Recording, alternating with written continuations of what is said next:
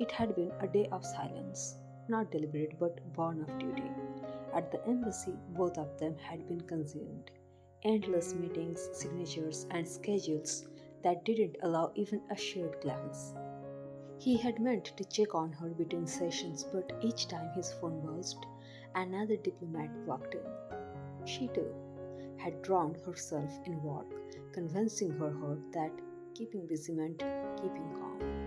But by the time the sun began to sink, the fatigue had set in, the kind that crawls beneath the skin and stays. At Hype, the rehearsal room glowed under the soft yellow light. The air buzzed with chatter and laughter. The team sprawled across the floor, sketching stage layouts, teasing each other, the sound of friendship filling the space. Then she walked in, looking all composed, neat, poised, and measured.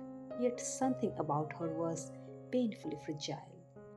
The way she clutched her bag too tightly, the faint tremor in her fingers, her smile, soft, polite, was a disguise barely holding. He felt his chest tightened, all day apart, and now just one look told him how much she had endured alone. Hey, youngest of the members called, trying to lighten the air. Nuna, can you guess whose vocal is this? He put the earbud in her ear. She smiled faintly, trying to play along, but before she could guess, the door opened. The senior consultant walked in, calm, deliberate, unreadable. The black folder in his hand seemed to carry fate itself. Instantly, the chatter died. Every heartbeat in the room seemed to wait for his next word. He nodded a silent greeting, placed the folder on the table, and opened it with practiced precision. The results are ready, he began, voice steady yet edged with gravity. Her serum prolactin is significantly elevated, far above normal limits. This confirms hyperprolactinemia. The words landed like a thunderclap in still air. She went motionless, breath caught between disbelief and fear. Her eyes flickered toward him, searching, trembling. It may be stress induced, the doctor continued, softer now. But in her case, the levels are persistently high. We will begin medication immediately to suppress prolactin release from the pituitary and stabilize her hormones. But he paused, his tone lowering, more serious. We will need monthly tests, close monitoring. Hormonal swings can be unpredictable. The others exchanged glances, worry etched across their faces. She tried to nod, but her composure cracked. Her hands trembled. She pressed them against her lap, forcing them still, but her body betrayed her calm. He stepped closer instinctively, his hand finding her shoulder, a silent anchor. Her breath hitched. The doctor looked between them, tried to understand more. Then he said, "You will need rest." He advised quietly, "And support. That is just as important as the medication." When the doctor left, the silence he left behind was heavier than his words. She stared at the floor, blinking rapidly. "Too high," she whispered, almost to herself. How did it get this bad? He knelt before her, voice low but steady. "We will fix this. You hear me?" Her throat worked. The effort to stay strong was visible in every breath. She murmured, "I thought it would settle. I didn't want to bother you." He shook his head, guilt flickering in his eyes. "You are my bother," he said softly. "You are my everything to bother about." Around them, the others moved quietly protective, brotherly, one pouring water, another dimming the harsh light that made her flinch. No jokes, no chatter now. Just an unspoken unity, a circle of care closing around her. Then, suddenly, she pressed her palm to her chest, her breath catching as the pain had flared again. A sharp pressing weight that made her bend forward slightly before she would get caught from getting wet patches on her chest. She crossed her arms. He was beside her. That's it. You are done for today, he said firmly, his hand steadying her back. She tried to protest, but he didn't listen. His tone left no room for argument. Gentle but commanding. You are going home. The others only nodded, some stepping aside as he helped her up. The bond between them was wordless, brotherly nods, silent promises that they would handle the rest. As he led her out, her body leaned into his just slightly, her strength fading, her trust complete. And as the elevator doors closed, he held her hand tighter, the sterile scent of the doctor's report still hanging in the air between them.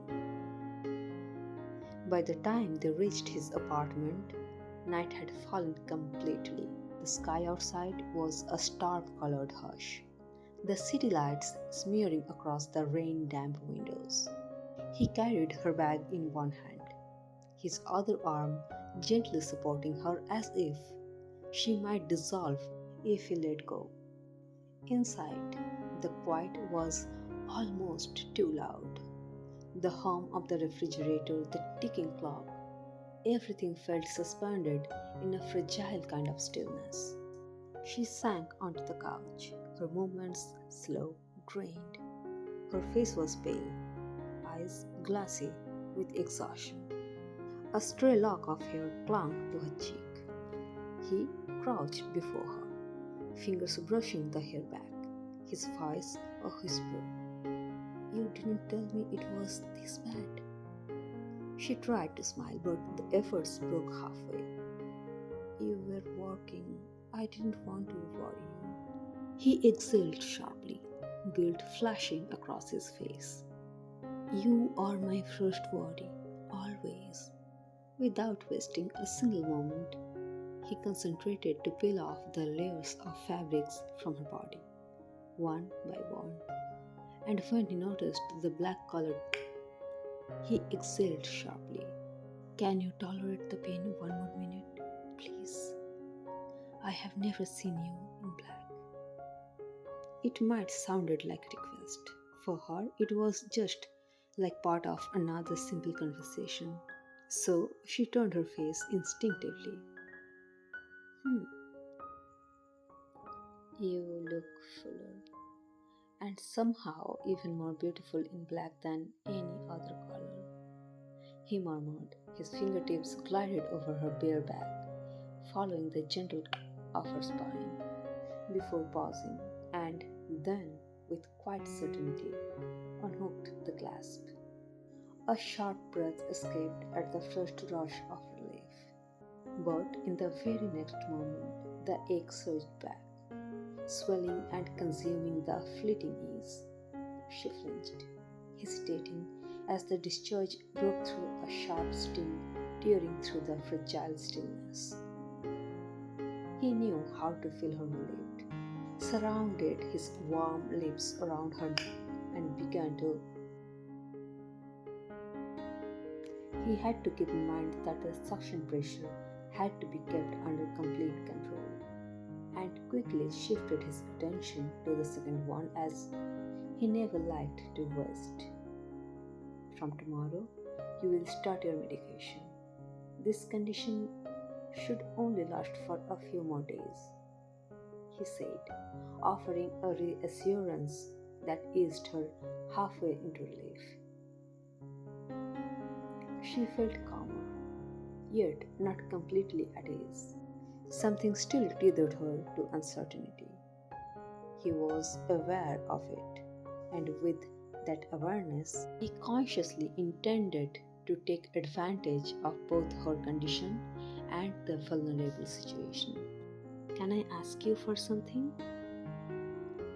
It was the very first time he had ever asked her for anything, and only the thought alone disarmed her. She said yes before he could ever finish, moved by the fragile sincerity in his voice more than the words he hadn't yet spoken. He smirked playfully, his eyes glinting with mischief. You will let me repeat this same procedure every hour and a half. He teased. I know you still need my help to feel completely relieved, and if you don't agree, he leaned in closer, voice dropping to a whisper. I have my ways to make it happen. Today, you and I hardly even had the chance to share a proper glance, working on just opposite side of glass walls, under the same roof, she said, her voice trembling somewhere between disbelief and nervous laughter. And 1.5 hours. How could that even be possible? Are you out of your mind? She looked at him with wide, pleading eyes. Now stop blackmailing me and tell me what exactly you were planning. He only tilted his head, that sly, knowing smile playing on his lips, enjoying the way her confusion and curiosity tangled together. Subtle, naughty undertone. Trust me, he said with a teasing glint in his eyes. This time, I promise not to break your trust.